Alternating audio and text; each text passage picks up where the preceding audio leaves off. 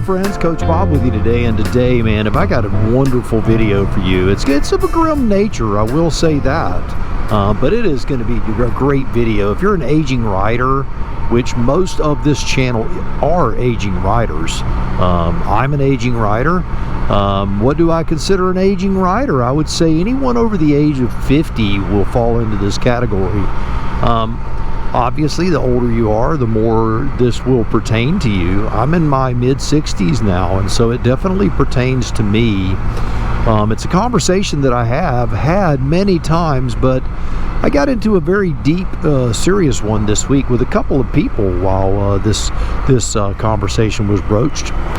And that conversation is, "Oh man, you need to quit riding. You're getting too old." And you know, these are young guys. A lot of it was tongue in cheek, but then it got into a serious conversation where we go, "Well, what is too old to ride, and what makes you too old to ride?"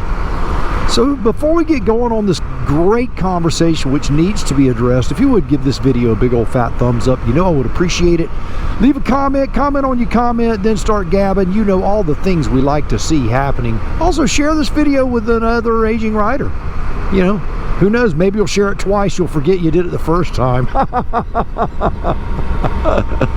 All right. So aging riders, let's talk a little bit first about what is going on here. You know, if you read the statistic about death by age, you can see death by age is, man, the median age in the United States is 50.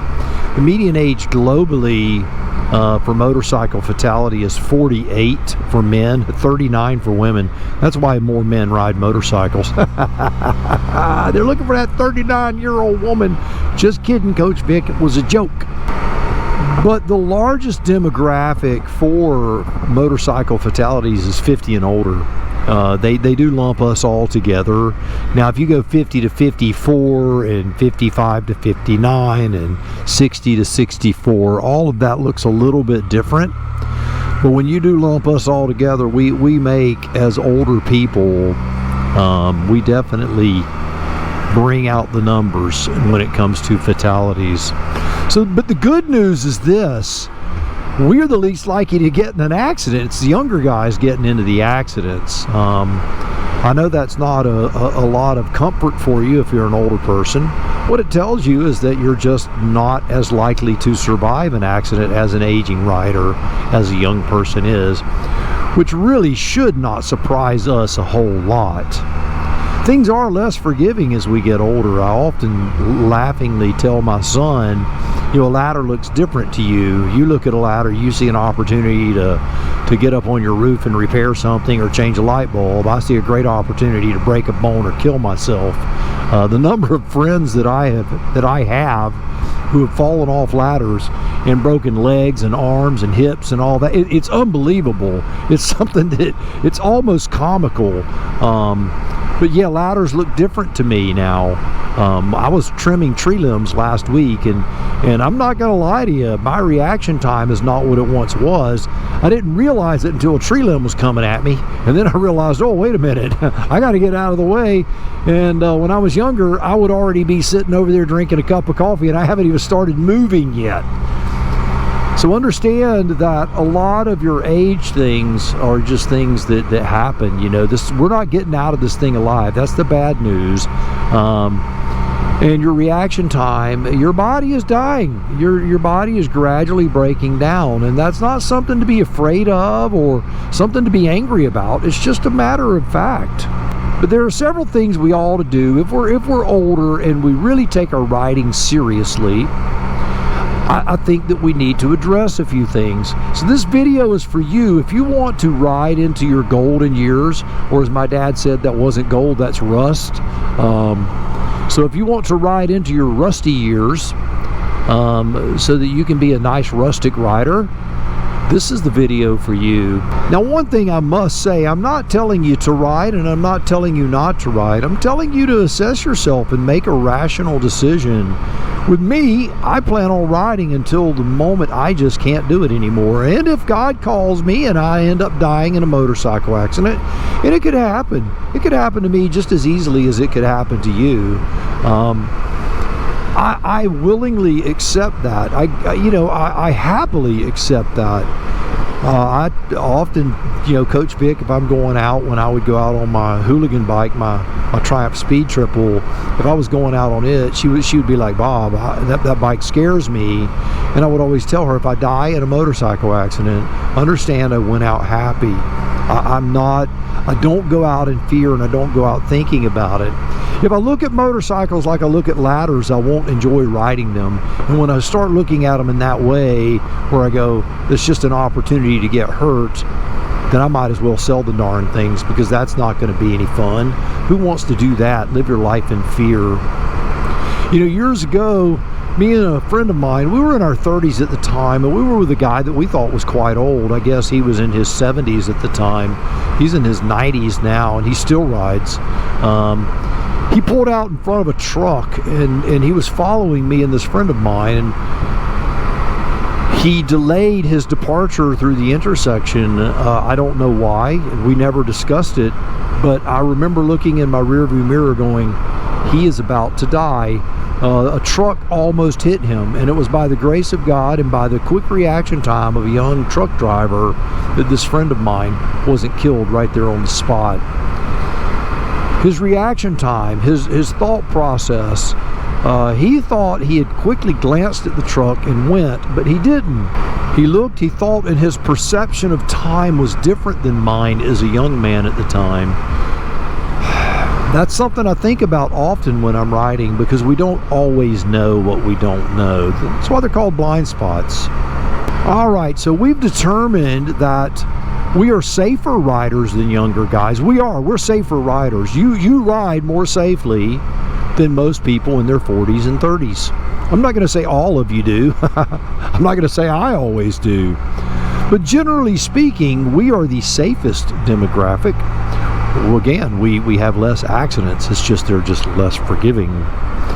So what can we do to help us survive the accident? If we know we're making good decisions, if we know we're paying attention and we're riding well, and our demographic indicates to us that we are, that we're the ones wearing our gear, and that we're the ones paying attention to what's going on while we're out on the road, what can we do to limit our potential of death on the road? And I believe that there are many things that we can do. So let's talk about a few. All right, number one of things that we can do, we need to work this old mind. We need to work that mind. It could be word games. I know that sounds silly to do a word game, and that's going to help you as a motorcycle rider. You could play a musical instrument. You can learn a new language. You can read a book. Things that make you focus, things that make you think, those are the things that are going to make your mind more sharp. It's often by doing things that seem silly, we're unwittingly training our reaction time. One of the things that I do is I play a game called Gran Turismo 7. It is on PlayStation, and it is a car driving simulator, car racing simulator. You will develop your reaction time. You'll become a better driver. You'll become more aware. There are a lot of benefits from this game, and you're having fun while you're doing it. There is one thing that you can do to train your mind that's super fun. Reading a good book. I love reading a good book. You know, that there's just nothing like it. A book takes me to a place that a television show or a movie can't, and movies don't seem to do it to the mind. But reading a book has been shown to improve your focus. Also, I will throw out there that if you can't read a book without falling asleep, it's not that you're old, you're tired. Go to bed at night, get up in the morning. Start getting a good, nice circadian rhythm going in your life, and you'll find that will do wonders too. Look at those birds. Look at that. There's a whole bunch of them, isn't it? Look at that. Those are wild turkeys. Look at them go. Look at them. That was mama turkey and 6 little ones. Wow. That's awesome. I love living in North Florida. I know they call North Florida's like southern Alabama and South Georgia. Yeah, it's not like Miami and all that crazy stuff down there. We try to avoid all that. Another simple thing that you can do that doesn't require strength is stretching. Now, I know you're saying, well, stretching is not that important. Man, stretching is vitally important. I was in a motorcycle accident a couple of years ago, and I didn't advertise it on the channel a lot. It was an adventure bike motorcycle accident. It was a one motorcycle accident, mine, and I was in a ditch playing stupid games, and I won the stupid prize. And I ended up, having a high side and being thrown over into a ditch, and it was not that big of a deal. Generally speaking, I didn't break any bones, and I ended up riding home with a bunch of broken pieces on my motorcycle. But I was riding beyond my limitations, and I knew it when I was doing it. I was playing with fire, and guess what? I got burned. But what happened is when I landed, I hyperextended. I folded over double, and when I did that, my hamstring tore. Had I been more flexible, I guarantee you when I was 20, I would have gotten up laughing. But at 60, my hamstring doesn't stretch like it used to. So how can I fix that? Well, by stretching. You've got to realize that if you're highly flexible, there are a lot of things that you can walk away from as opposed to taking the ambulance ride. It's just the way it is. So stretching is a very simple thing. Another thing, working out with weights, resistance training. Resistance training does more than just build muscle. It assists in the development of stronger tendons and ligaments. It gives you greater bone density. It really does a lot. So resistance training is something that will make you stronger, and it will also help you with bone density and things like that. So that really, really is important. I'm not saying go out and work out, 40 hours a week. I'm saying do some basic resistance training. What's another thing you can do? Well, honestly, physically, you can watch your weight. Go out and go for a walk. I can't tell you the number of friends of mine that I have spoken with over the last few years who have started walking. We got into big conversations about weight management. Not so much weight loss. How do you manage your weight as we get older? I stay within about 10 pounds of where I always am. I'm always that 185 to 195. I'll creep up to 200 and a little over 200 every now and then. But for the most part, I'm 6'2", 185 to 195. That's pretty much where I live most of my life. And in that 10-pound window, it's easily managed by just basic nutritional habits and moderate exercise. You don't have to go out and run a marathon, although I don't have a problem with that either. But I think that going out for a nice walk is very, very helpful. I love going out for my walks.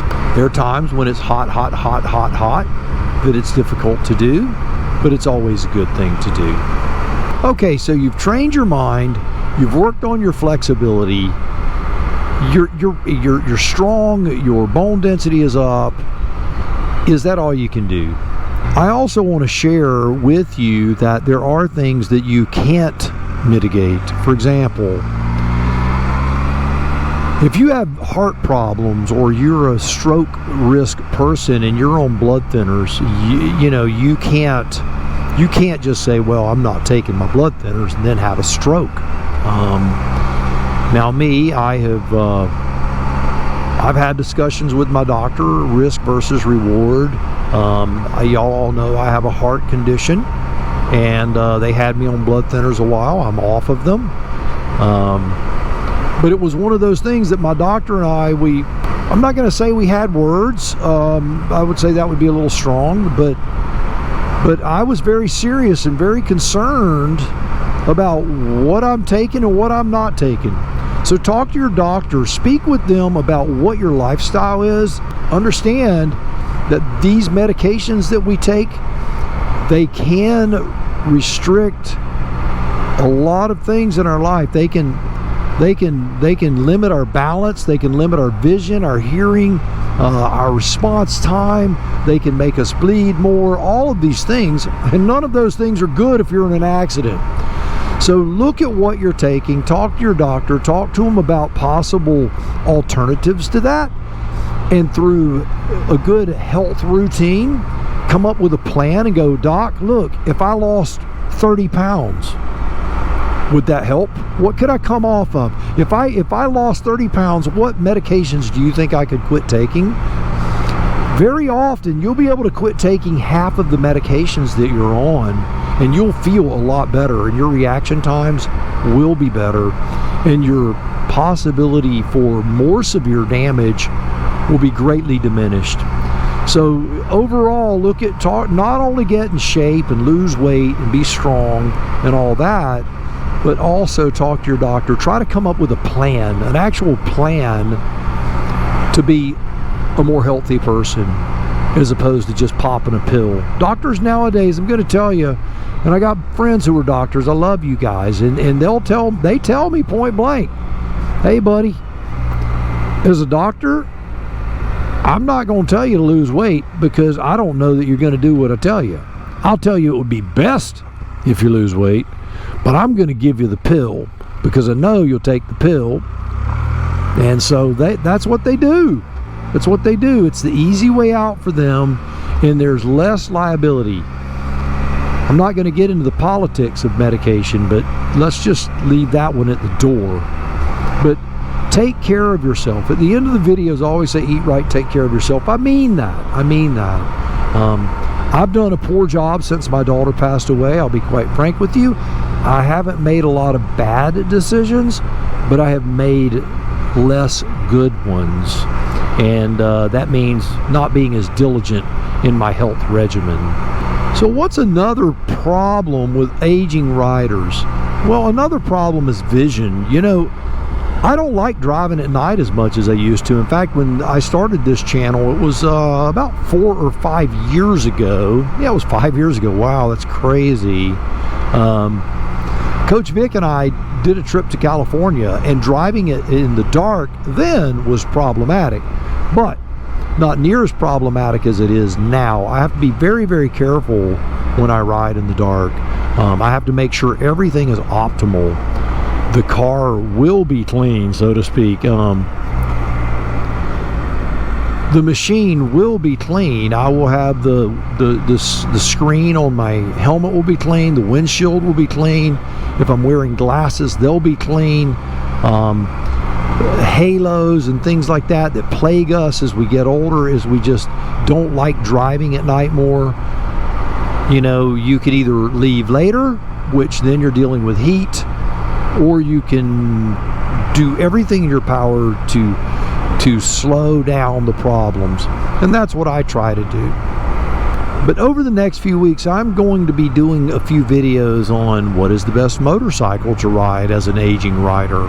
Some real brass tacks of helping you get fit and lose weight so that you can feel better. You know, it's summertime right now, and we're entering fall. My goal for you is, if you're one of those people who goes, man, you know, I could really stand to lose 30, 40 pounds. I am not one for quick fixes. Anyone who knows me and has known me for a while understands that I'm not a quick fix guy.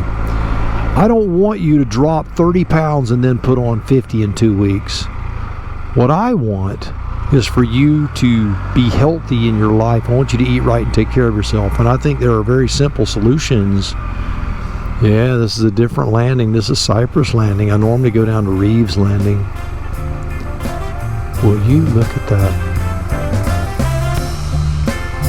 That is just spectacular. This is Lake Miccosukee, and it is just absolutely beautiful down here.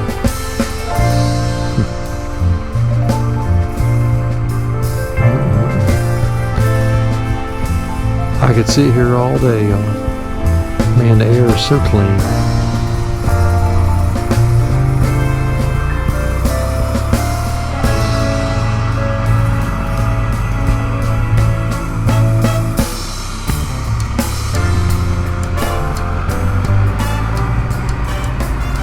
But I'm going to be doing a series of these videos with, you know, some possible ideas on how to help you with your pain, basic stretching. We've done some videos on that in the past, but not really focusing on age-related things. I want to focus on the important things that we can deal with. You know, I've got many, many, many friends and several subscribers that are in their late 80s that are still riding and riding safely. And I don't, know exactly how they do it so well. They make it look so easy. I know it's not, but they do. Again, the buddy that I, rode with that almost had the accident when he was, 20 years younger, he's still riding, man, and he's riding a big motorcycle. I don't see how he does it, but he does it, and he does it well. When we ride, I think he's a better rider now than he was 20 years ago. He's more aware of his limitations, and therefore he takes that into account. And he's told me, once my limitations become a greater risk, where I know that I have to go much slower and I can't, I'm impeding the flow of traffic, or I can't hear, or I can't see, I'm gonna have to give it up. And he dreads that day. But he's willing, and that's I think that's where we all have to be. I want you to do me a favor, and down below I want you to share anything on your mind or on your heart that you feel is going on with you as an aging rider. Is there something that you can do better? It's very, very important. And a lot of you share your stories on this channel, which is just wonderful. I'm so grateful to you for doing that. Continue to do that. I try to leave even a small comment. I'm over the channel, I have hundreds of videos, so if you get 3 comments on each video a week, you're commenting, you're thumbs upping thousands a week. It's crazy, and I can't keep up, but that's a good problem to have. I just want you to know that if I don't give you a big long answer, it's not that I don't love you or care, it's that there's just so many, but I do the best I can. Thank you for bearing with me on that. But I appreciate those comments. I appreciate the fact that you leave these long, well thought out, articulate comments. Encourage the other riders on this channel that are aging. Help them make the right decisions, help in their life, not just in the saddle, but in life in general. Life can be hard. As you guys know, we've been through our share of rough road. It can be hard, and making hard decisions based on your age, well, it can be quite humbling. But you got a few strategies. You can work out with weights, you can go for a walk, you can stretch. Those are the physical sides. You can play mind games as far as word type games. You can play a musical instrument. You can learn a new language. But stretch, stretch, stretch, stretch, stretch. Stretch your mind, stretch your body, stretch your soul. Work through it all, my friends. Work through it all. But until next time, yes you, go out on the motorcycle of your dreams, eat right, take care of yourself, and remember, if you're not having fun, you are most definitely doing it wrong. Now you go seize the day, and I'll see you on the road real soon.